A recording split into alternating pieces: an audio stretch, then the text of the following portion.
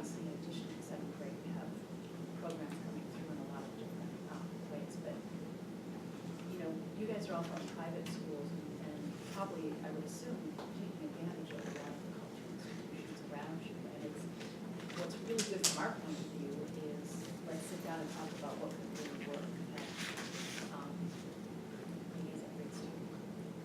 Some of the things that, jumping aside there, I really liked about what Natalie was saying is in terms of it's not just about the science, really great science education incorporated to marketing. So those kids are learning about when they're selling, how much do you sell this for? And one of the great things that you hear is they've got a creative writing and science program together that allows kids to begin to come at science from a lot of different angles. And one of the challenges I think we face with the broader culture of science education is the science education is here and everything else is over here. You're either a scientist or you're not. You either like these things or good at it or not. And I think as a scientist myself, what you want to do is invite kids in to experience who really like music. Well, understanding something about the cosmos can inspire you to think differently about some kind of music piece that you're writing. Or creative writing, whether it's fiction or nonfiction. How do we create more holistic curriculum that really integrate these things? And this is where the cultural institutions like ours can be really good because we're open to a whole lot of ideas and we've got really unique resources that could help that. Yeah, and I would just add that we get calls a lot of times from independent schools to bring gardens to their grounds. Again, private schools come to the garden, they come to the museums and the science center on their own. Typically, we don't have to pay for the busing, we don't have to arrange it. That's what comes from a different setting like that. But what we do get a lot of calls are the individualized experiences Evelyn talked about, and actually bringing the garden to them and creating their own garden. And not that the teachers can't do it themselves, it's just they have the bandwidth to invite somebody from the garden, come out, do a charrette, take the time, have all of these interested faculty that take a role. The custodian doesn't tell you that they won't turn on the water for you. I mean, we love coming to private schools and independent schools to bring gardens to them because they don't have the walls up so many times. That's why. I will say that our independent school partnerships almost always end up having more of a pedagogical focus than a content focus. Right? So when we sit down with the public school districts, they come to us and say, this is what our kids are having trouble with. And in some of those, like our Cleveland School Partnership, and just like our partners here, we're literally taking a page out of one of their textbooks, and the teachers are saying, that's what the kids don't get. It's on the tests, help us with that. When we partner with independent schools, or some of the wealthier school districts that are public, the conversations when they come to the table and say, here's our need, it focuses around, project-based learning is something we focus on a lot at Great Lakes Science Center because we're home of MC Squared STEM, which is a school that is well known for that work. And so we still have content that's part of it, but usually what we're doing is coming in and doing something that's a pedagogical exemplar as opposed to the content. So that's really the main, of course we're not paying for the buses, but it's really the biggest difference that I've seen with our independent school partners. Are there institutions with the arts that are also involved? Like I think Playhouse Square, do they do outreach as well? As far as, science, obviously, that you focus on, but. Yeah, so Cleveland Playhouse works quite a bit with the schools for the social-emotional learning. And I know that the public schools approach, for example, the Western Reserve Historical Society, or History Museum, with the idea of, they do a lot of work on entrepreneurship, looking back over history, farmers, people who came here, and then trying to make that relevant to the kids today in terms of teaching them something else, so that they are looking at different partnerships with different organizations. Does the Art Museum do? Cleveland Museum of Art, do they partner here? They do a lot with education. They're not part of our STEM. Okay, I just wasn't sure. Do you ever have any model, or would there be a model of you bringing together students from public and private to do some kind of educational process? Because I think the idea of bringing those kids together is so powerful, and I would think you guys could be a really cool place to have that happen. Can I add to that? Like, just like saying, I was thinking like, because we do volunteering in sixth grade and we go reach out to younger kids. So I'm thinking like sixth graders, after they do an ISP project, an independent science project, sorry, they then maybe go work with a Cleveland Public second grade class and show the scientific process and maybe do a hands-on experience then. Some way to bring those, like the public and private together, because I feel like it helps both see, like the kids work together. Yeah, that's a really interesting idea. I mean, so we just did a program for the fifth and sixth grade girls, and there we worked deliberately to make sure we had a lot of HB girls and girls from sort of the surrounding suburbs that have had a better science background, and then we reached out to, for example, the Boys and Girls Club here in Cleveland. And it was wonderful because they sent about 8 girls out of 50 to this program, and making sure that we were putting everyone together. And we offered 20% scholarships to all of our summer camps as well. And we've been filling those slots because we're working with the public schools again to make sure that they help us identify the kids. I like the idea though of somehow, can we, Like, building like the kids enhance- teaching kids So- kind of thing. right, so going in after they've been through the museum experience Yeah. and having older kids read it, that's really interesting. Another thing, if I can just jump in with things that you guys could do to help, as we're pioneering new kinds of programs, as Natalie pointed out, you guys have resources, the teachers have more flexibility in how and what they're teaching.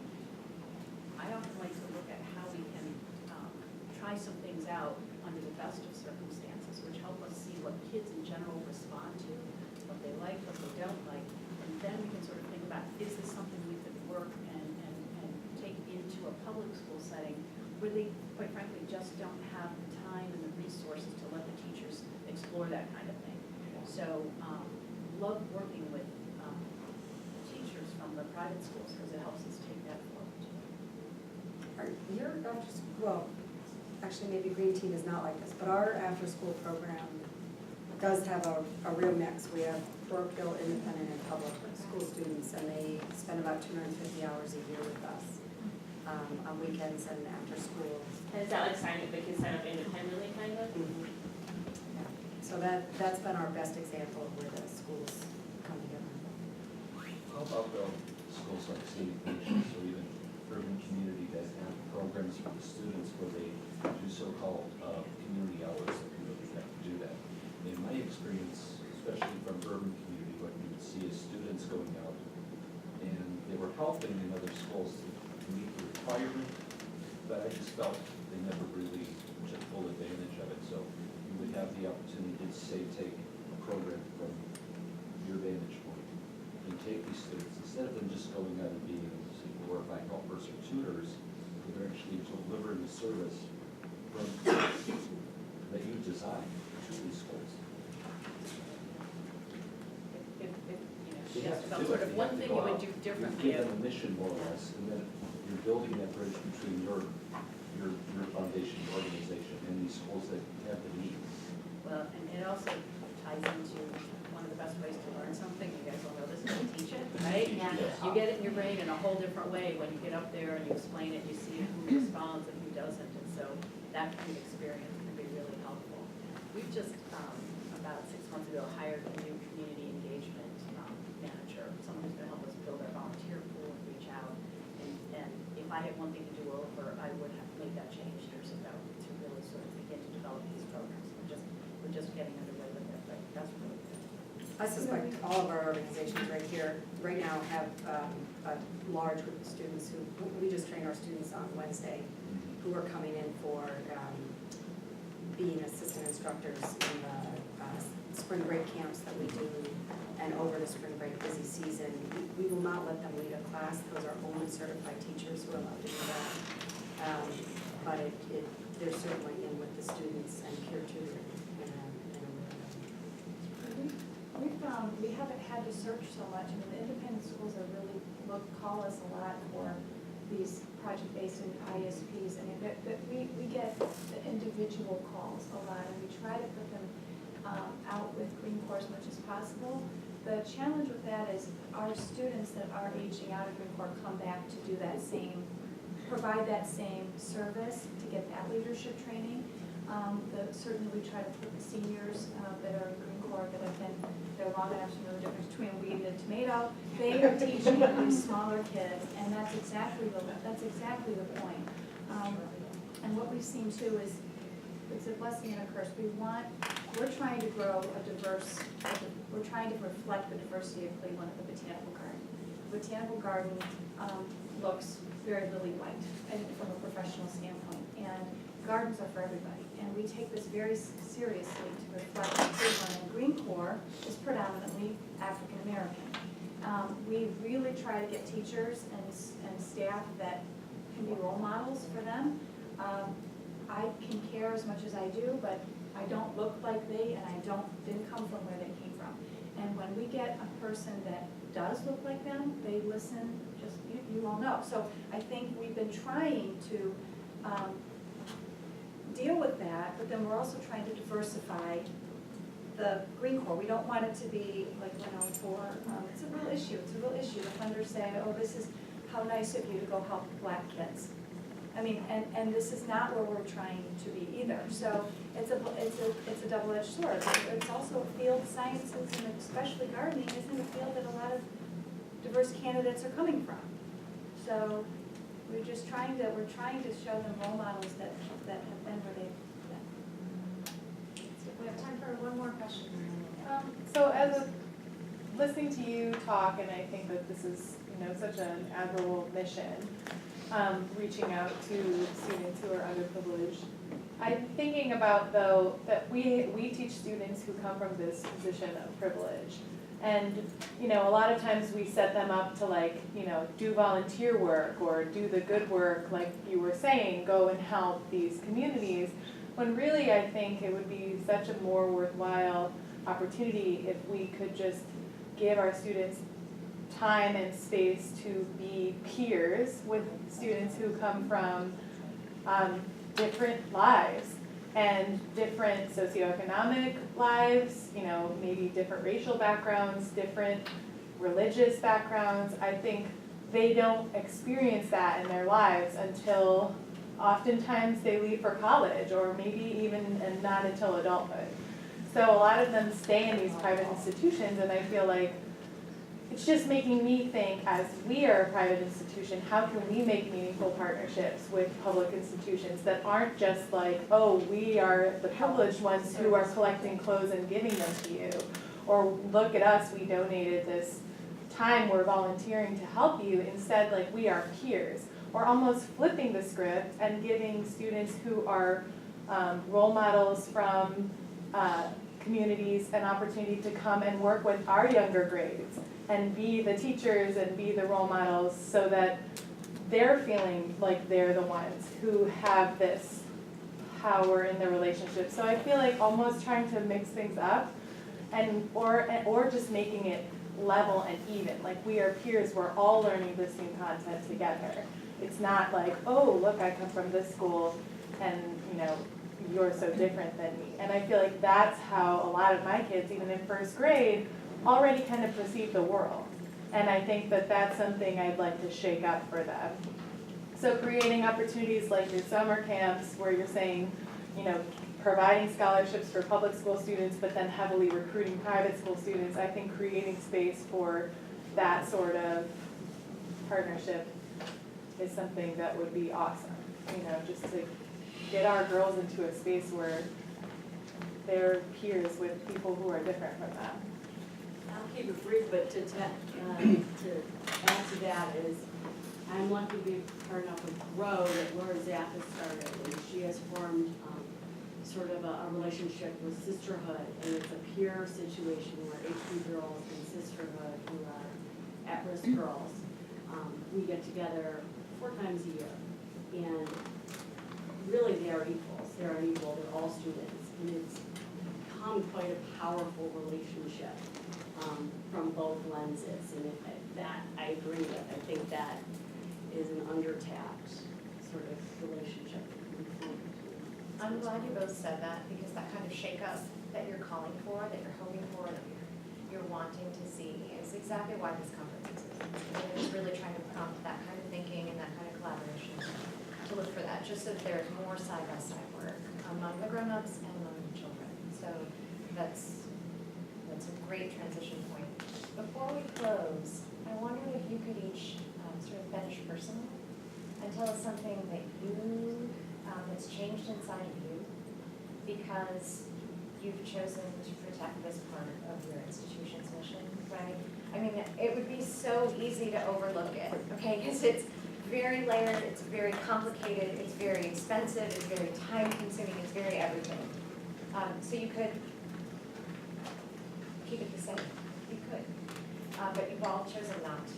So what's changed inside of you? What do you know because of this part of your work that you reserved for protecting the public purpose of your institution?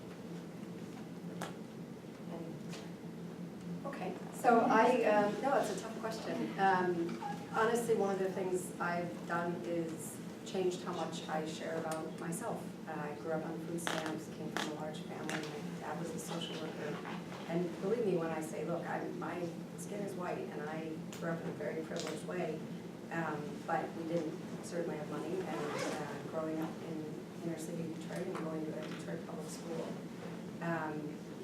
there have been a lot of things professionally that I look at and go, seriously? And I never used to talk about that. I never, ever talked about it. And the fact of the matter is probably right now I'm in such a privileged position in my current role that I can talk about it without fear of somebody saying, oh, well, see, look, she's not really, she shouldn't be here. And that has been a very powerful part of positioning the Science Center and saying, nope, this is why the Science Center does this.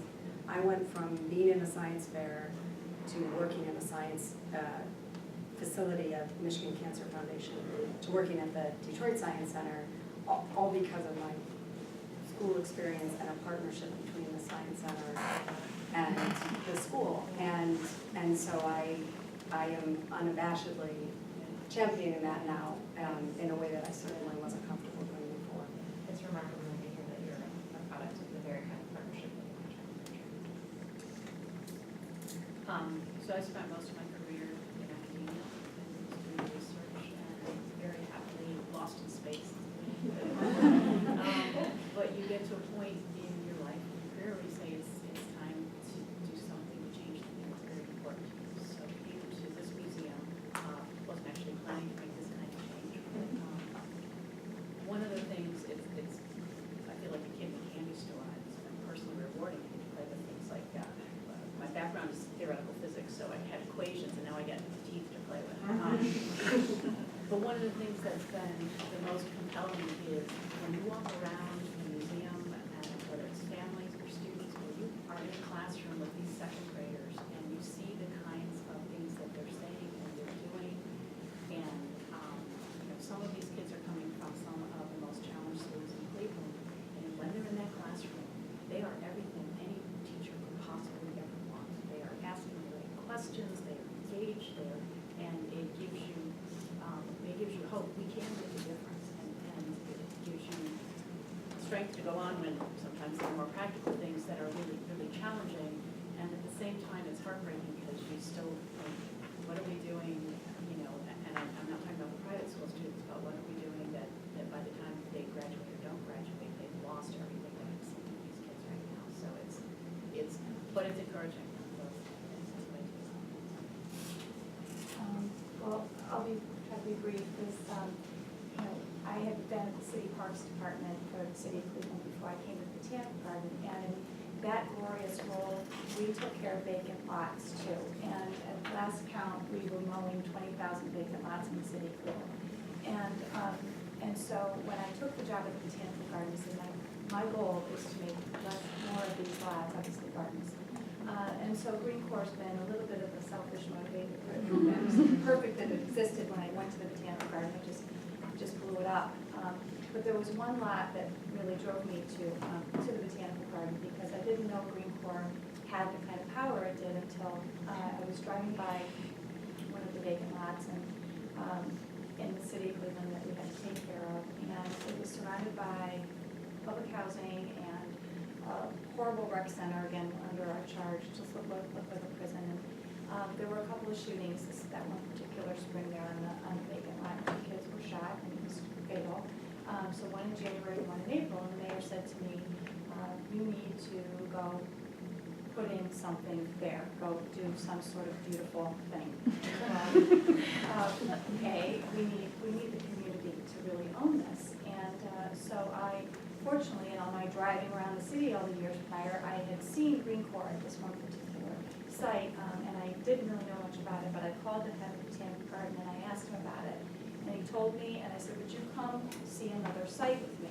So we drove over to this killing field had been, and he said, well, I gotta tell you, we don't own it. We had this long laundry list of things that couldn't he couldn't do them on his own. So I said, well, I'm at the city, I can help. And so at the time of the city, we built that next, learning farm there at that site. And a couple of years later, I joined the Botanical Garden. And now flash forward 11 years later, I literally go over to that farm and I see the neighbors in that public housing that has now been transformed, called Garden View. It was not named that before, but now they've called it Garden View. And there are neighbors shouting down from the top floor, are those tomatoes ripe yet? and the kids, it's become an absolute of service to the community. It is not something just beautiful, it is useful. It is a point of pride, and these students own it. So the garden could walk away, we won't, because it's a point of pride for us, but it's now for the community, and to me, it gives me such hope. So you just heard from three remarkably innovative women. They're leaders who shape the continual reinvention and reimagination of their organizations in a way that inspires awe. They think really deeply about what it means to be a museum or a garden. A living museum. They draw, we can draw lots from their thinking as we consider what it means to be a school. The idea is to be relevant. The idea is to be responsive. We want to be powerful and transformative experiences for our students. They want their organizations to be powerful and transformative for our community. This means choosing priorities. This means making decisions. You have to understand the needs of the community before you can understand the needs of your organization. And that's just a very important sequence to consider. The needs of your community first, and then the needs of your organization afterward. It's a very forward-thinking and rare approach, and we have been really lucky to have you protecting, safeguarding, your foot on the accelerator, these cultural institutions that mean so much to our city. And it was a gift to share it in all of its complexity with all of you. So I want to thank you for joining us, and I will see you downstairs in the auditorium for our closing session in a few minutes. Please join me there.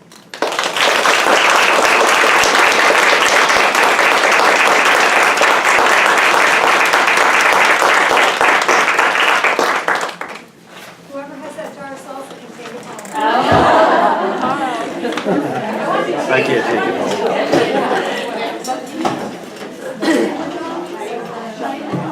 I was, yeah, I was there.